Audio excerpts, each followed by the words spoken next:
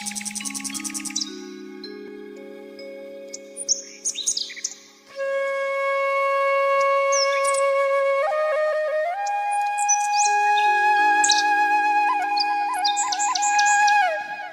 श्री राम मित्रों। महाराष्ट्र में एक बहुत बड़े संत हुए, संत नामदेव। आज के एपिसोड में मैं उनके जीवन का एक बहुत सुंदर प्रसंग आपको सुनाता हूं। उस समय भारत पर मुस्लिम शासन था। दिल्ली की गद्दी पर सिकंदर लोदी बादशाह था। उसने भी नामदेव जी का काफ़ी नाम सुना, तो एक दिन उनको दरबार में बुलवाया और कहा कि मैंने सुना है कि आप रोज ही अपने भगवान के दर्शन करते हैं, जरा हमें भी अपने भगवान के दर्शन करवा दीजिए, अन्यथा कोई शक्ति या चमत्कार हो तो वो दिखलाइए। श्री नामदेव जी ने कहा कि यदि हम में कोई शक्ति या चमत्कार होता तो फिर खाने के लिए दिन भर धंधा ही क्यों करते। किसी प्रकार सिलाई चपाई का धंधा करके जो भी कुछ मिल जाता है उसे संतों के साथ बांटकर खाता हूँ। उन्हीं संतों की सेवा के प्रताप से लोग मुझे भक्त कहते हैं और दूर दूर तक मेरा नाम फैल गया है, और वो नाम सुनकर ही आपने भी हमें यहाँ दरबार में बुलवाया है। तो बादशाह ने एक मरी हुई गाय की तरफ इशारा करके कहा कि यह एक मरी हुई गाय है, इसको यदि आप अपने चमत्कार से जीवित कर दें तो मैं आपको मान लूंगा, अन्यथा आपको कारागार में डाल दूंगा, क्योंकि आप झूठे भगत बनकर लोगों को ठग रहे हैं। अब नामदेव जी ने मन में विचार किया कि इस मलेच्छ को क्या मालूम हमारी सनातन संस्कृति और आध्यात्मिकता क्या है, इसका परिचय देना भी आवश्यक है। तो अपने इष्टदेव विठल जी को उन्होंने पुकारा और सहज स्वभाव से एक प्रार्थना का पद गाया, और पद पूरा होते होते ही गाय जीवित हो उठी। नामदेव जी ने प्रभु कृपा का अनुभव करके बड़ी प्रसन्नता व्यक्त की कि प्रभु मेरी लाज रख ली। और यह दृश्य देखकर बादशाह भी अति प्रसन्न हुआ और नामदेव जी के चरणों में गिर पड़ा।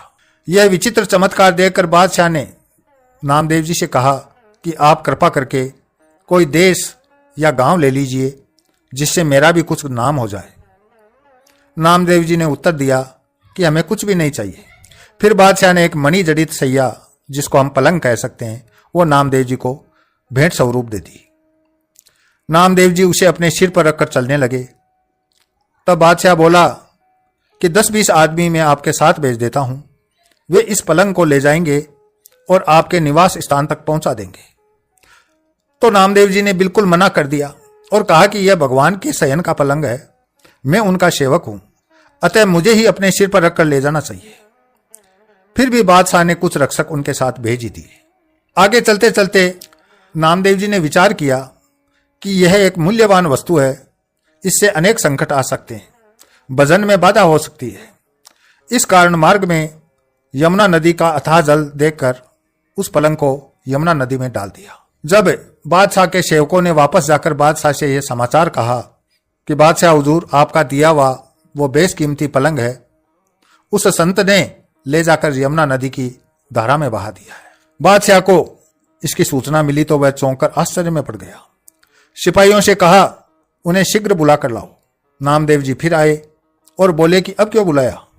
तब बादशाह ने कहा कि जो पलंग मैंने आपको दिया था, जरा उसे यहां लाकर कारीगरों को दिखा दीजिए, उसी प्रकार का नया दूसरा बनवाना है।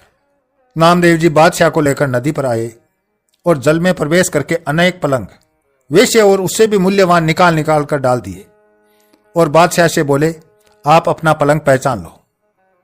यह देखकर बादशाह अपनी सुध बुध खो बैठा। नामदेव जी की करामात देखकर बादशाह भयवश उनके चरणों में आ गिरा और प्रार्थना करने लगा कि मुझे ईश्वर के दंड से बचा लीजिए। नामदेव जी ने कहा, यदि क्षमा चाहते हो तो एक बात करो कि पुनः इस प्रकार कभी किसी साधु को दुख मत देना।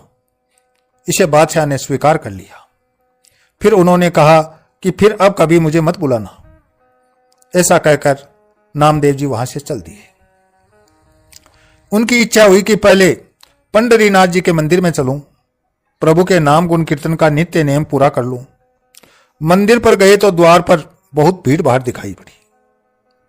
नामदेव जी ने सोचा कि इतनी भीड़ में मेरे जूते चोरी हो जाएंगे, भजन में मन नहीं लगेगा क्योंकि ध्यान जूतों पर रहेगा।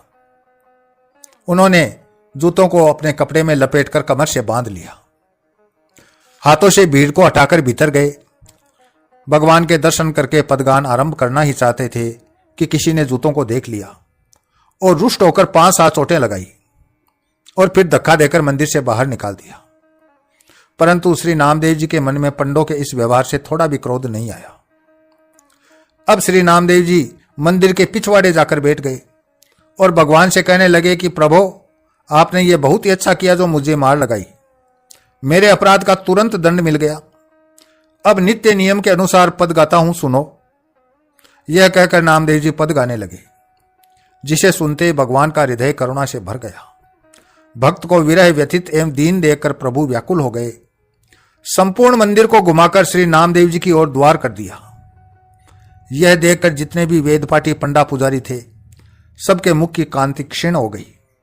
सब ऐसे फीके पड़ गए जैसे पानी उतरने से मोती फीका हो जाता है। तब उनके हृदय में श्री नामदेव जी के प्रति बड़ी भारी श्रद्धा भक्ति उत्पन्न हो गई।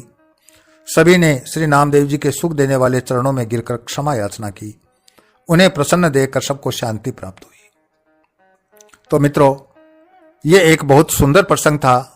हमारे देश भारत की सनातन संस्कृति का एक जीता जागता उदाहरण नामदेव जी ने हमारे सामने रखा और बादशाह को भी हमारी संस्कृति के सामने झुकने के लिए मजबूर कर दिया। इसी के साथ मैं अपनी वाणी को विराम देता हूं। अगले वीडियो में फिर मिलते हैं, तब तक के लिए जय श्री राम।